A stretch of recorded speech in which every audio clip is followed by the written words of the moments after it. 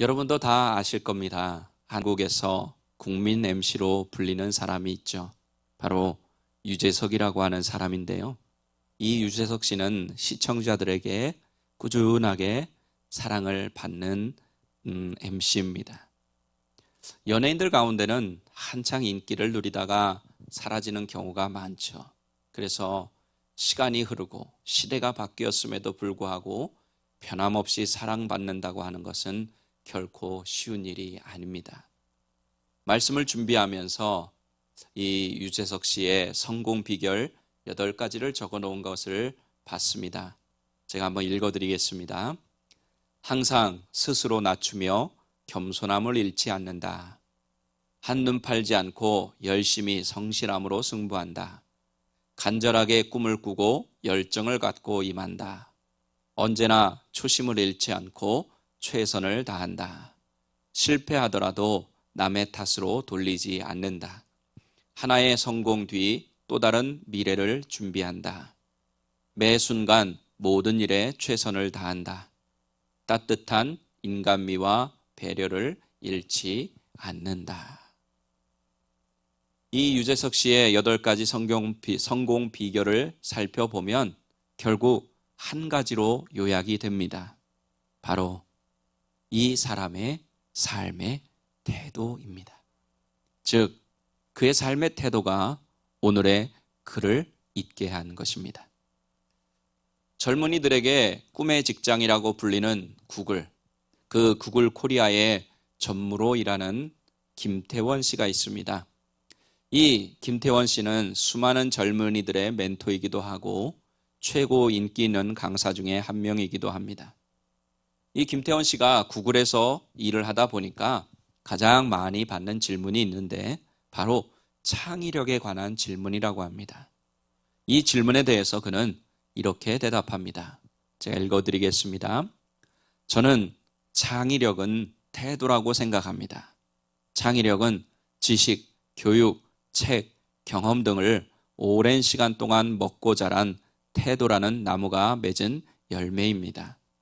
나무가 무럭무럭 자라야 열매를 맺습니다. 자라지도 않은 나무의 열매를 기대해서는 안 됩니다. 모험과 변화를 싫어하는 자신의 태도는 바꾸려 하지 않으면서 세상에 없는 새로운 아이디어를 원하기만 합니다. 태도는 지식이나 정보와는 달라서 오랜 시간과 경험의 축적으로 이루어집니다. 창의력을 기르는 가장 쉽고도 근본적인 방법은 세상을 바라보는 태도를 바꿔보는 것입니다.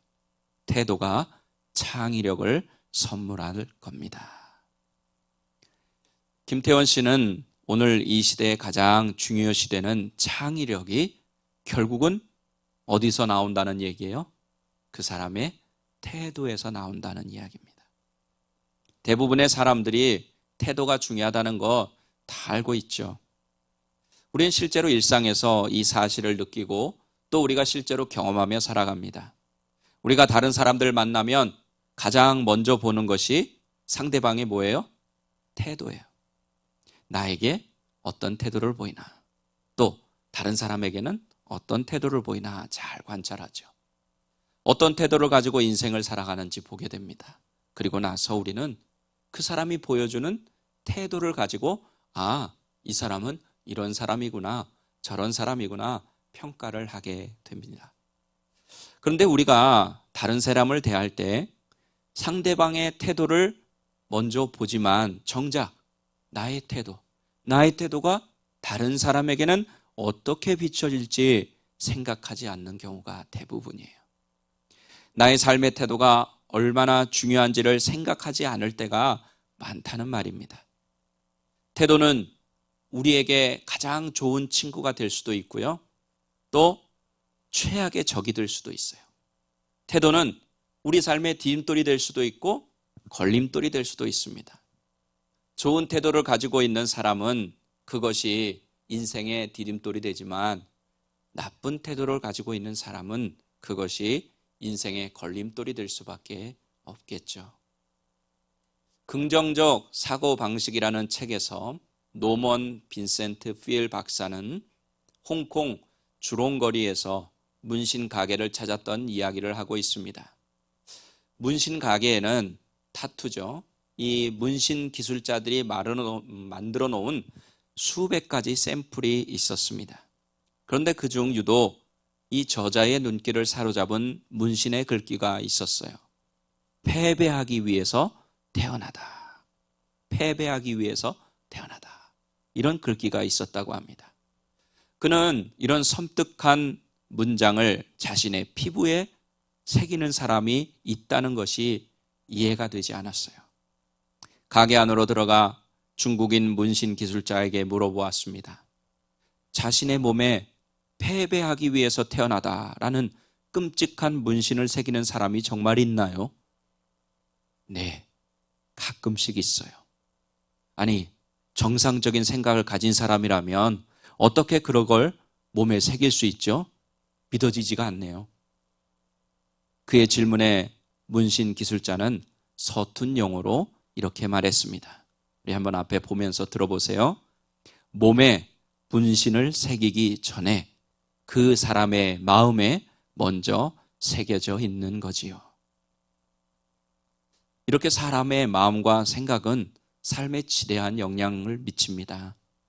어떤 마음을 먹느냐, 어떤 생각을 하느냐가 거기에 따라서 삶이 달라져요.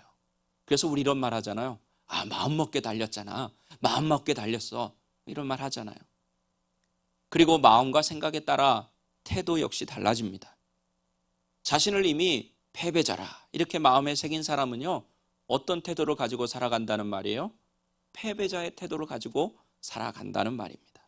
그러니 이런 태도는 자신의 인생의 걸림돌이 될 수밖에 없습니다. 나쁜 태도가 인생의 걸림돌이 된다면 어떻게 하겠습니까? 여러분 같으면 그 걸림돌을 치워버리든지 아니면 그 나쁜 태도를 고치겠죠. 반면에 좋은 태도가 우리 인생의 디딤돌이 된다면 그 좋은 태도를 계속해서 유지하고 발전시켜 나가야 합니다.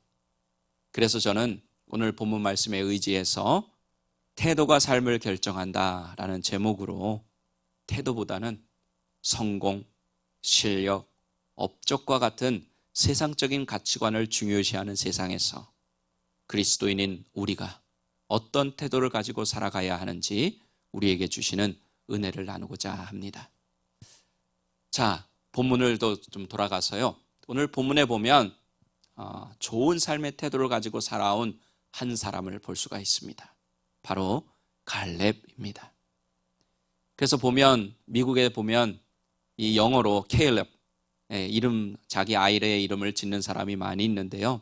이 갈렙은 여호수아와 함께 모세 이후의 시대를 이끌었던 아주 중요한 인물입니다. 그는 가데스 바네아의 사건 이후에 성경의 그 모습을 드러내지 않고 있다가 가나안 땅의 주요 거점을 정복하고 난 이후에 기업을 분배하는 과정에서 다시 모습을 드러냅니다. 45년 만이에요. 45년 만에 85세 나이에 다시 성경에 나타나지만 변함없는 믿음의 태도를 보여주고 있습니다. 갈렙은 85세가 되어 여호수아에게 와서 모세가 자신에게 약속한 것을 이행해달라고 요구합니다. 모세는 하나님께 충성을 다한 갈렙에게 어떤 약속을 하냐? 가나안 땅에 들어가거든 내 발로 밟는 땅은 영원히 너와 내 자손의 기업이 되게 해주겠다 하는 그런 약속을 합니다. 신명기 1장 36절 오늘 본문에도 나온 내용인데요. 한번 같이 읽어보겠습니다. 오직 여분네의 아들 갈렙은 온전히 여호와께 순종하였은즉 그는 그것을 볼 것이요 그가 밟은 땅을 내가 그와 그의 자손에게 주리라 하시고 아멘. 이런 모세의 약속이 있었기에 이제 갈렙은 자신이 원하는 땅은 어떤 땅이든지 밟기만 하면 자기 땅이 되는 상황이 된 거예요. 만일 여러분에게 미국의 어느 땅이라도 원하는 땅을 주겠다 이렇게 하면 여러분은 어디에 있는 땅을 선택하시겠습니까? 뉴욕의 맨하탄? 아니면 로스앤젤레스의 베버리 힐스? 워싱턴 DC? 그것도 아니면 땅값 제일 비싼 곳? 오늘 본문에 보면 갈렙이 여호수아에게 요구한 땅이 나오는데요. 이 땅이 좀 특이해요. 이미 그들이 정복한 기름지고 좋은 땅이 아니에요. 우리 찬양에도 나오고요. 본문에도 나오지만 산지예요, 산지. 아직 정복하지도 않은, 그것도 이스라엘 백성들이 옛날에 가데스 바네아에서 10명의 정탐꾼이 막 벌벌 떨면서 악평을 했던 이유 중에 하나가 거인이었는데, 아낙 자손이었는데, 바로 이 곳이 갈렙이 요구한 곳이 그 아낙 자손, 또 그 자손 중에서도 아르바라고 하는 가장 큰 사람들이 살고 있는 그런 지역, 헤브론이었습니다. 갈렙의 요구는 보통 사람의 상식으로는 이해가 되지 않았어요. 헤브론 땅을 달라고 하면서 갈렙이 여호수아에게 이렇게 말합니다. 오늘 본문 12절 같이 읽어보겠습니다. 그날에 여호와께서 말씀하신 이 산지를 지금 내게 주소서. 당신도 그날에 들으셨거니와 그곳에는 아낙 사람이 있고 그 성읍들은 크고 견고할지라도 여호와께서 나와 함께 하시면 내가 여호와께서 말씀하신 대로 그들을 쫓아내리이다 하니. 아멘. 자, 이 말씀 속에서 우리는 갈렙이라고 하는 사람의 태도, 즉 그의 신앙의 태도를 볼 수 있습니다. 갈렙은 하나님께서 함께 하시면 어떤 일이라도 할 수 있다는 믿음의 태도를 가지고 살고 있었어요. 이런 갈렙의 태도는 45년 전이나 또 45년이 지난 후에라도 변함이 없었던 겁니다. 결국 하나님께서 함께 하시면 문제될 것이 없다는 믿음의 태도가 갈렙을 만든 것입니다. 갈렙은 이러한 태도를 가지고 늘 살았기 때문에 출애굽한 이스라엘 백성들 가운데 여호수아와 함께 유일하게 가나안 땅에 들어갈 수 있는 특권을 누렸습니다. 그리고 자신이 원하는 땅을 가질 수 있는 약속도 받았습니다. 그리고 85세의 나이에도 불구하고 여전히 하나님께 위대하게 쓰임받고 있는 것을 볼 수 있습니다. 그런데 여러분, 그럼 어떻게 나의 태도가 삶을 결정할까요? 나의 삶을 결정할까요? 그 이유는 나의 태도가 나 자신을 가장 잘 드러내서 보여주기 때문입니다. 실제로 이 태도의 뿌리는 어디에 있냐면 우리의 마음과 생각에 있어요. 하지만 그 열매는요, 겉으로 드러나요. 태도는 말보다 더 솔직하게 일관되게 우리 자신의 모습을 보여줍니다. 태도는 과거의 경험이 쌓여져 만들어진 현재의 모습이기 때문입니다. 즉, 태도는 반드시 겉으로 표현된다는 말이죠. 리더십의 대가인 존 맥스웰 목사님은 이런 말을 했습니다. 우리 같이 한번 읽어볼까요? 자, 시작. 태도는 과거를 기록하는 사서이며 현재를 보여주는 대변자이며 미래를 알려주는 예언자입니다. 저는 말씀 준비하면서 너무 공감이 되더라고요. 태도는 과거를 기록하는 사서예요. 또 현재를 보여주는 대변인이에요. 미래에 내가 어떻게 될지를 보여주는 예언자라는 거예요. 자, 여기 계신 분들, 여러분이 속한 사회에서 나름대로 신분을 가지고 살아가고 있어요. 목사라는 신분, 또 공부하는 학생이라는 신분, 가정에서는 부모라는 신분, 자녀라는 신분, 또 일터에서는 직장인이라는 신분 등등, 이렇게 신분을 유지하기 위해서는요, 이런 신분을 유지하기 위해서는 어떻게 될까요? 신분에 맞는 태도를 가지고 있어야 합니다. 아무리 능력이 뛰어나도요, 그에 걸맞는 태도를 갖지 못하면 그 능력은 오히려 그 사람을 잘못된 길로 인도할 뿐입니다. 자, 그러면 우리는, 여러분과 저는 그리스도인이라는 신분을 가진 사람들이에요. 우리가 그리스도인으로 인정을 받으려면 그리스도인다운 삶의 태도를 가지고 살아야 합니다. 우리의 태도가 세상 사람들 앞에서 그리스도인이라는 것을 그대로 증명해 주기 때문입니다. 성경에 보면 최초로 그리스도인이라고 불린 사람들이 나오는데 사도행전에 등장하는 안디옥 교회의 성도들입니다. 안디옥 교회 성도들은요, 자신 스스로를 그리스도인이라고 말한 적이 없어요. 안디옥 교회를 다니지 않는 사람들이 또는 안 믿는 사람들이 그들의 삶의 태도를 보고 그리스도인이라 이렇게 불러준 것입니다. 자, 우리 그리스도인이라는 말 많이 쓰는데 무슨 뜻입니까? 그 말에 담겨진 뜻이 무엇이에요? 그리스도를 따르는 사람, 그리스도를 닮은 사람, 그리스도처럼 사는 사람을 의미합니다. 교회를 다니지는 않지만 안디옥 교회 성도들을 보니까 그리스도를 따르는 사람이라고 확신이 들었기 때문에 그들을 그렇게 불러준 것입니다. 오늘 이 시대를 살아가고 있는 그리스도인들도 진짜 그리스도인이 되려면 말이 아니라 태도로 증명해 보여야 합니다. 그런데 우리가 이 태도에 대해 이야기할 때 한 가지 알아야 하는 것이 있습니다. 태도는 결국 우리가 선택해야 한다는 것입니다. 누가 선택해야 된다? 우리, 즉 나 자신이 선택하는 것이라는 것입니다. 누군가 만들어주는 것이 아니라는 거예요. 태도를 형성하는 데는 분명히 여러 가지 요인들이 있겠죠. 우리의 성격, 자라온 환경, 또 우리의 경험, 또 다른 사람과의 어떤 만남 속에서 주고받는 영향력, 이런 것들이 요인이 될 수 있습니다. 그리고 우리의 마음과 생각이 또 요인이 될 수도 있습니다. 하지만 결국 어떤 태도를 가지고 살아가느냐는 내 자신이 선택하는 것임을 기억하시기 바랍니다. 우리 여기 딸들이 많은데 어느 젊은 딸이 아버지에게 자신이 당한 문제를 말하며 삶이 너무 힘들다고 불평을 들어놓았습니다. 그러자 아버지는 딸에게 보여줄 것이 있다고 하면서 부엌으로 딸을 데리고 갔어요. 아버지는 3개의 냄비에 물을 부은 다음에 그것을 가스레인지에 올려놓았습니다. 아버지는 물이 끓고 있는 첫 번째 냄비에는 당근을 썰어 넣었습니다. 2번째 냄비에는 달걀을 2개 넣었습니다. 3번째 냄비에는 커피 가루를 넣었습니다.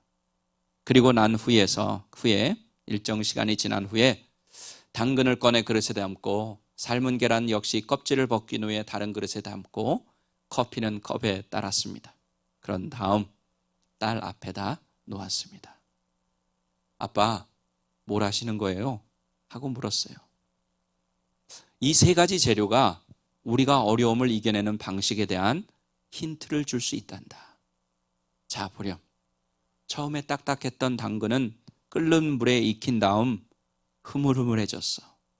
반면에 처음에는 깨지기 쉬웠던 계란은 끓는 물에 삶으니까 더욱 단단해졌지. 그럼 커피는 어떠니? 커피는 물을 아예 다른 무엇인가로 바꾸었다고 볼 수 있어. 아버지는 계속해서 말을 이어갑니다. 지금 너에게 닥친 문제를 어떻게 풀어가야 할까? 그건 온전히 너 자신에게 달린 문제란다.